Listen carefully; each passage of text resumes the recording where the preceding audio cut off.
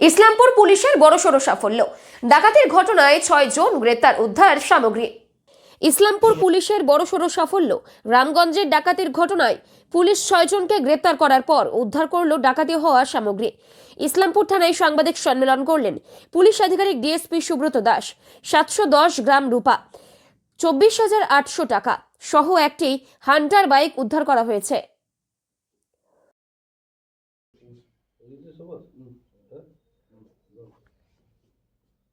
আচ্ছা, বলছিলাম প্রেস মিটের বিষয়ে একটু যদি বলেন, কি বিস্তারিত কি? দেখুন, আজকে আপনাদেরকে ডাকা হয়েছে যে 6 তারিখ রামগঞ্জে একটা যে রবারি কাম ডাকাতি হয়েছে সেই ব্যাপারে আপনাদেরকে বিশদে জানানোর জন্য ডাকা হয়েছে। দেখুন, ঘটনা হচ্ছে যে 6 তারিখ সন্ধ্যে 5:45 থেকে 6টা নাগাদ আরকেডি জুয়েলার্সের যে মালিক আরতি দাস, তার একটা কমপ্লেন্ট আসে ওভার ফোন আমরা পাই।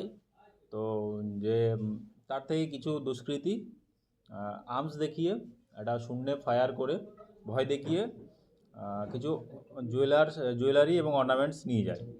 তো এই প্রিলিমিনারি ইনফরমেশান পাওয়ার পর ওভার ফোনে যেটা এসছে, তো আমরা পুলিশ খুব দ্রুত কাজ করে এবং প্রিলিমিনারি ইনভেস্টিগেশন স্টার্ট করে দেয়। তো পরে আমরা যে রিটেন কমপ্লেন্ট পাই, রিটেন কমপ্লেন্ট অনুযায়ী আমরা ইনভেস্টিগেশন করতে থাকি। মোটামুটি কি সম্পূর্ণ যা অভিযোগ কতখানি? হ্যাঁ, অভিযোগ ওনাদের যে অভিযোগ যে 3টে ব্যাগ ছিল ওনাদের কাছে, একটা ব্যাগ নিয়ে যেতে পারেনি, ওখানেই ফেলে গেছে। আর 2টো ব্যাগ নিয়ে গেছে, 2টো ব্যাগে মোটামুটি 1.5 কেজি মতো সিলভার রূপো ছিল, একটা মোবাইল আর দোকানের চাবি ছিল, এইগুলো ছিল। তো আমরা ইনভেস্টিগেশন করতে করতে আমরা মোটামুটি 710 গ্রাম মতো রূপো রিকভার করতে পারি, ক্যাশ কিছু 24,800 টাকা আর একটা বাইক রিকভার করি আমরা। বাইকটা হচ্ছে আমরা ক্রাইমের একটা পার্ট ছিল।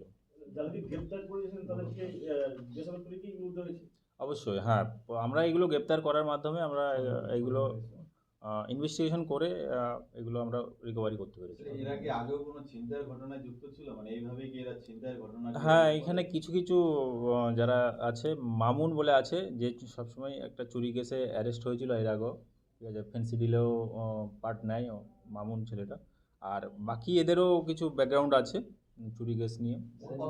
মামুনই কি মাস্টারমাইন্ড? মামুন ছিল মাস্টারমাইন্ড 3-4 জনও ছিল। মামুন আছে, শফিকুল আছে, সোহেল আছে, এরা সবাই কালুগাছ। আরেকজন হচ্ছে চুতিয়াঘর জিপি, না, আরেকজন হচ্ছে সুজালি গোমাদিগি।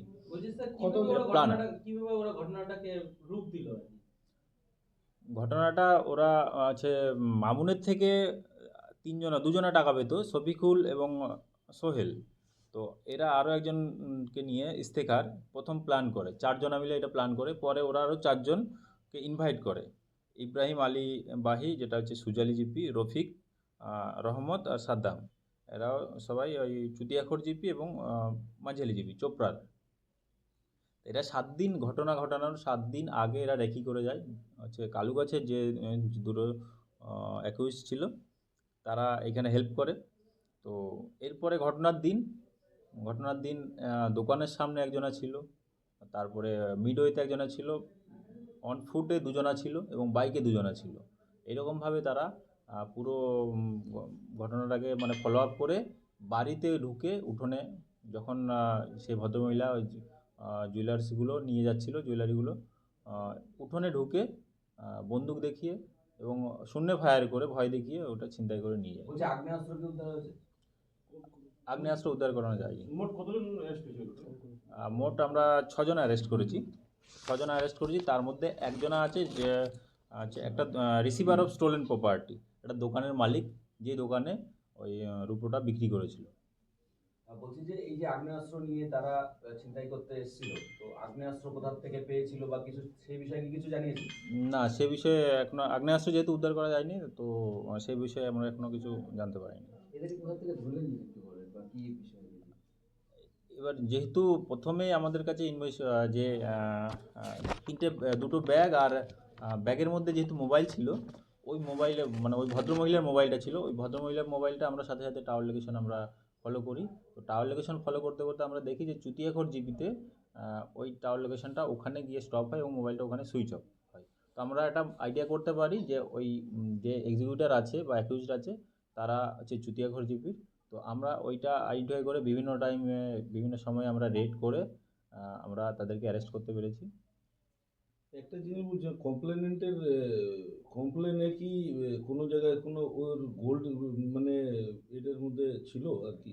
না না, গোল্ডের কথা ছিল না। গোল্ডের কথা ছিল না, শুধুমাত্র সিলভারেরই সিলভার কথা বলেছে। সিলভারের কথা।